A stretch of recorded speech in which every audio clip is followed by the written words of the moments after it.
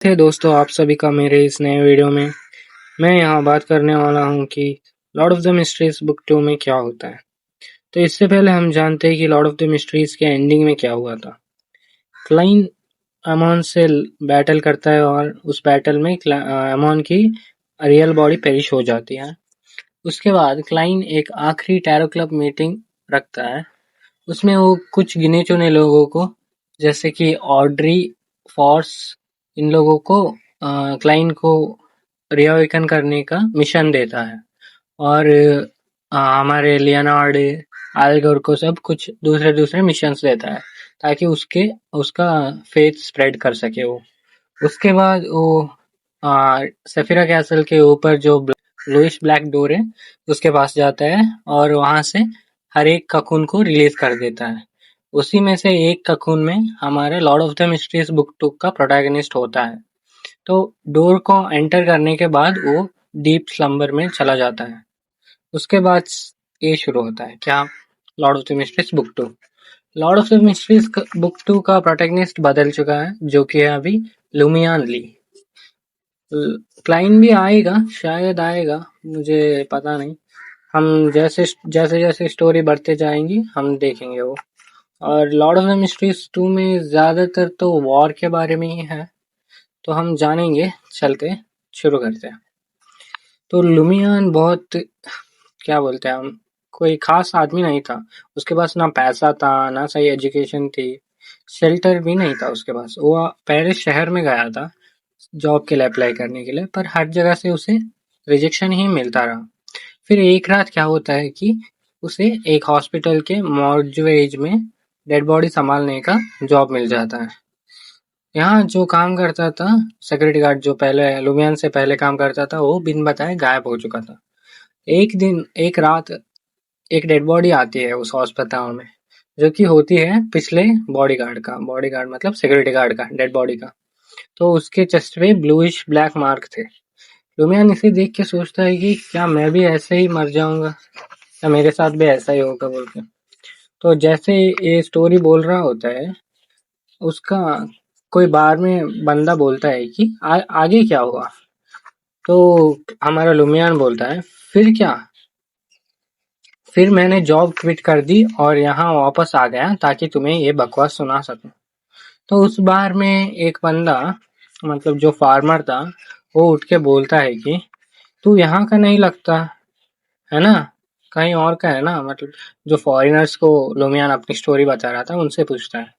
तो लुमियान रोज एक नई कहानी सुनाता है। कल ही वो बेचारा अपने फियांसे से डंप होके आ गया है और मौजूद एज में वॉचमैन का काम कर रहा है। उस फॉरेनर का नाम रैन कॉस था। फिर वो बोलता है कि उसके साथ दो दोस्त हैं जिसके नाम है वैलेंटाइन और ली। वैलेंटाइन अपने 20s में थी और उसके ब्लॉन्ड बाल थे, वाइट वेस्ट और ब्लू जैकेट, बिल्कुल सिटी टाइप के ड्रेसिंग में थी वो।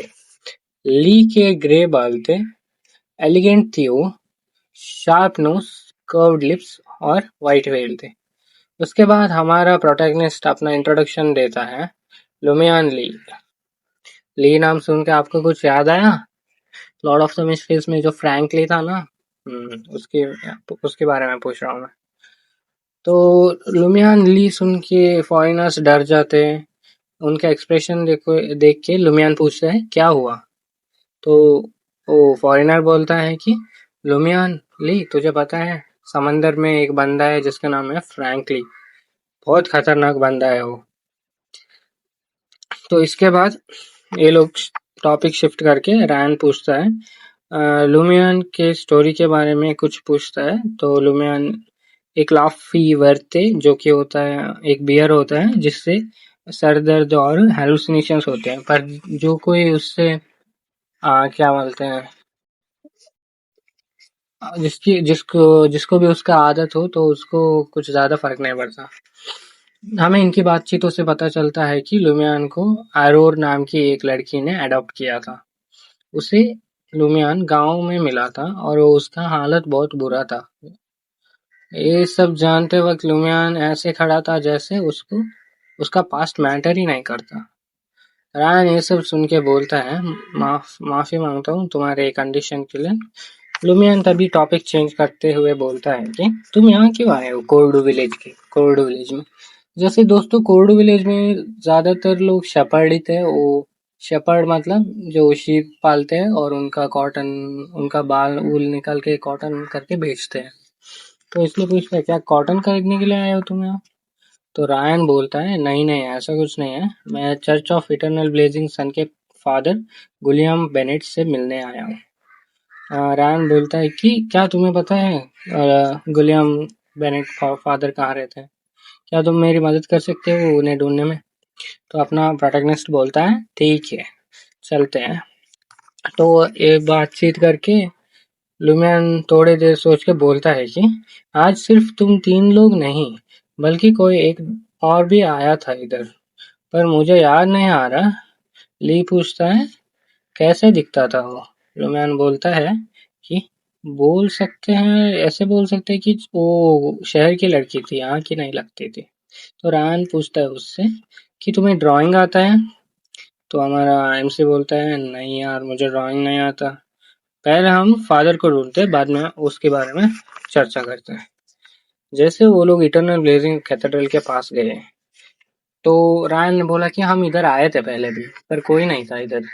तभी लुमियान बोलता है कि अगर बाहर से देखने पर कोई नहीं दिखता तो इसका मतलब यह नहीं है कि कोई अंदर नहीं होता। चलो अंदर जाके देखते हैं। जैसे जैसे वो अंदर जाते हैं तो उन्हें एक साउंड आती है, जैसे वाहियात साउंड आते हैं कुछ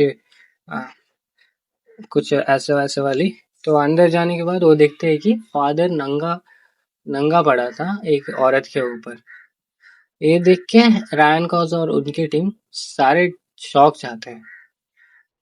उन्हें देख के हमारा फादर बोलता है कि तुम लोगों ने चर्च का प्लान खराब कर दिया, ऐसे बोलता है। और रायन जब पीछे मुड़ के देखता है तो उधर लुमियन नहीं था। लुमियन 9-2-11 हो गया था। लुमियन रोड पे चलते चलते हुए सोचता है कि तो तो मैं जो सोच रहा था वो सच निकला। फादर और मैडम पुलिस का अफेयर चल रहा है, मतलब चक्कर चल रहा था इन लोगों का। तो ऐसे ही चलते चलते वो अपने घर पहुंच जाते हैं। घर पहुंच के लुमियान बोलता है अरोर अरोर तुम कहाँ हो। तो उसे जवाब नहीं मिलता। वो ढूंढते ढूंढते घर के छत के ऊपर चला जाता है। घर के छत के ऊपर ना हमारी एरोर जो ब्लॉन्ड बालों वाली थी, पेल ब्लू आइज वाली थी, बड़े बाल थे उसके, सुंदर दिख रही थी, वो कॉस्मोस को देखे जा रही थी। तो हमारे लुमियन पूछता है क्या है उसमें ऐसा भी कुछ जो तुम हर रोज ऊपर देखते रहती हो। तो एरोर लुमियन को बोलती है मुझे ग्रैंड सो पुकारो। हंसी मजाक में बोलती है वो बोलती है एक बार एक फिलोसोफर ने बोला था कि सिर्फ दो चीजें इस दुनिया में सोचने लायक है, एक मॉरलिटी एक के हार्ट का और दूसरा हमारे ऊपर वाला कॉस्मोस। लुमियन बोलता है कि मुझे पता है ये एम्परर रोजल ने बोला था ना। लुमियन और एरोर थोड़ा बातचीत करते हैं। बाद में लुमियन बोलता है उसे चर्च के फादर से चिढ़ है। तो एरोर बोलती है ज्यादा कुछ कर मत देना, अगर चेंज हो गया तो हमें प्रॉब्लम होगी बहुत। फिर एरोर लुमियंस को बाय करके सोने चली जाती है। लुमियन लुमियन मन में सोचता है कि कब उसे भी ये सुपर पावर्स मिलेंगी। लुमियन पहले बहुत शरारती था, नटखट और गुस्सैल था, पर अब वो बदल गया था, शांत और कंपोज बन गया था। जब से एरोर के मैजिकल पावर के बारे में पता चला है हमारे प्रोटैगनिस्ट लुमियन को, उसने रिक्वेस्ट किया, गिड़गिड़ाया, क्या कुछ नहीं किया। फिर भी एरोर ने उसे सच नहीं बताया और उससे उसे वार्न किया कि इसमें बहुत डेंजर है और एगनी भी है। लुमियन को फोर्स करने में अच्छा नहीं लगता था, इसलिए उसने और पूछा नहीं। कुछ देर बाद लुमियन सीढ़ी उतर के एरोर के रूम के पास गया और उधर के छोटे होल से झांक के देखा। उधर अंदर एरोर एक वो गोल्डन पे फाउंटेन पेन लेके कुछ चिट्ठी लिख रही थी। तो हमारा लुमियन डोर खोल के अंदर जाता है और पूछता है कि क्या चिट्ठी लिख रहे हो या डायरी लिख रहे हो। तो हमारी एरोर बोलती है डायरी कौन लिखता है? तो इसलिए लुमियान याद करता है कि हमारे एम्परर रोसेल तो लिखते थे डायरी। तो इसलिए एरोर बोलते हैं, क्या वो हॉनेस्ट बंदा था? जो डायरी लिखता है वो हॉनेस्ट हो? ए साइमन क्या बोलते हैं, वॉइस ओवर से नहीं हो सकता ना। तो वो बाद में बोलती है कि मैं चिट्ठी लिख रही थी। लुमियान पूछता है किसे? एरोर बोलते हैं कि मैं अपने पेन पैल्स को चिट्ठी लिख रही थी। पेन पैल्स ये क्या होता है? दोस्तों, पेन पैल्स एक दोस्त होता है जिससे हम मिल नहीं सकते, पर हम दूसरे वेज की मदद से कम्युनिकेट करते हैं, जैसे कि न्यूज़पेपर, चिट्ठी, रेडियो ऐसे।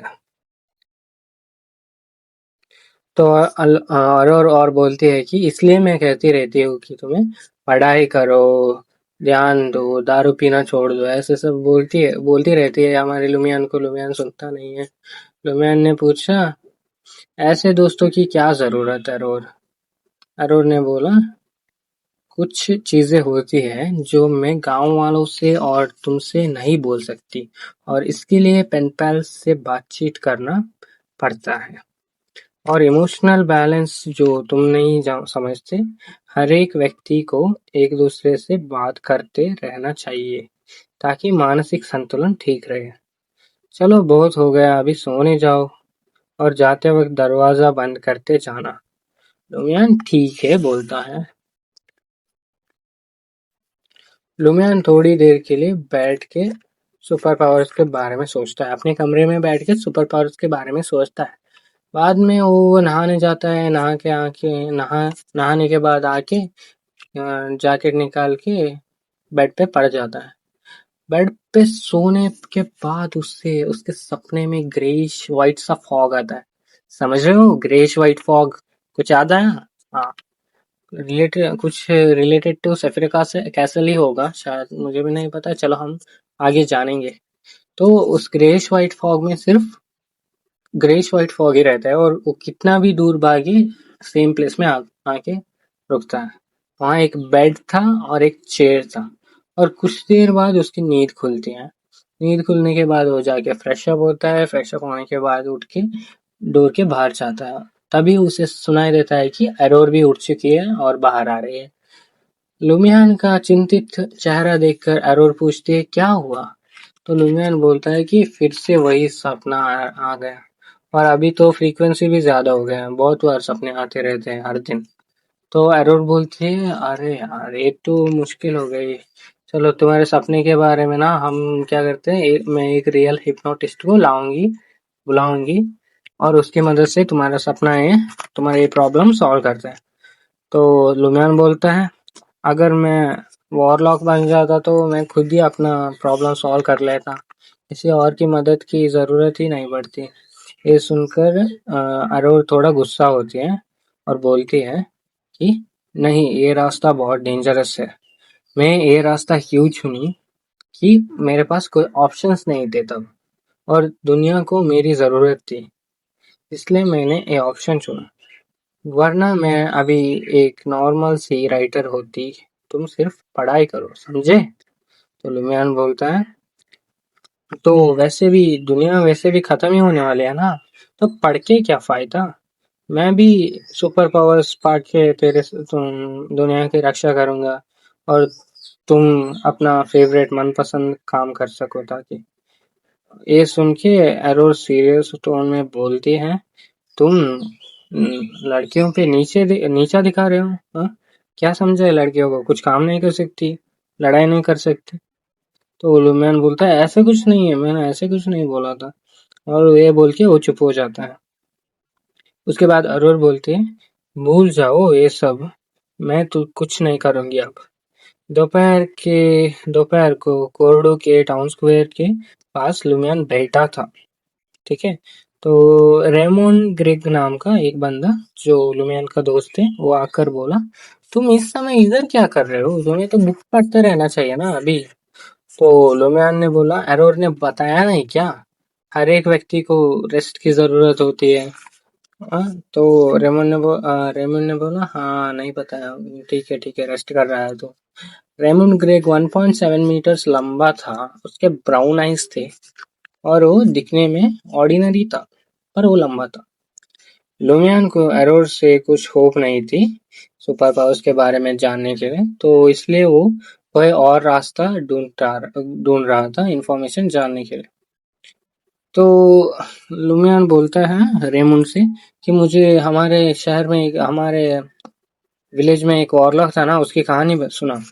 रेमंड बोलता है, पहले हमारे विलेज में एक वॉरलॉक रहा करता था, पर वो बाद में गुजर गया और उसको दफनाते समय एक उल्लू आके उसके बेड के कॉर्नर पे बैठ गया। वो कॉफिन हटाने से पहले उड़ा ही नहीं। कॉफिन ऊपर क्या बोलते हैं, उठाने के बाद ही वो उल्लू भाग गया। और जब कॉफिन वो दफनाने के लिए ले जा रहे थे, तभी मिड रास्ते पे कॉफिन एक ही बार में बहुत वजनदार हो जाता है, बहुत हैवी हो जाता है। लगभग 9 बुल्स की जरूरत पड़ी ताकि वो कॉफिन को मूव कर सके। फिर कॉफिन को मूव करके दफना दिया जाता है। लुमियन तभी पूछता है कि कितना समय हो गया है इंसिडेंट को। तो रेमंड बोलता है, मुझे कैसे पता, मैंने तो अपने पापा से सुनी थी ये कहानी। सो दोस्तों, ये हो गया 4 चैप्टर्स और हमारा एक फर्स्ट एपिसोड इधर ही खत्म होता है। मुझे भी पता है कि स्टोरी बहुत स्लो हो रही है, पर लेकिन ट्रस्ट मी दोस्तों, एक बार पेस पकड़ लेंगे ना तो बहुत ही अच्छा लगेगा। सो और कुछ मैं कहना नहीं चाहूँगा। और अगले वीडियो के लिए हमारा गोल है 1000 व्यूज, 500 लाइक्स और नहीं 500 ज़्यादा हो गया, 1000 व्यूज, 100 लाइक्स और 50 कमेंट्स। इतना कर दो, मैं अगला एपिसोड जल्दी ही डाल दूंगा।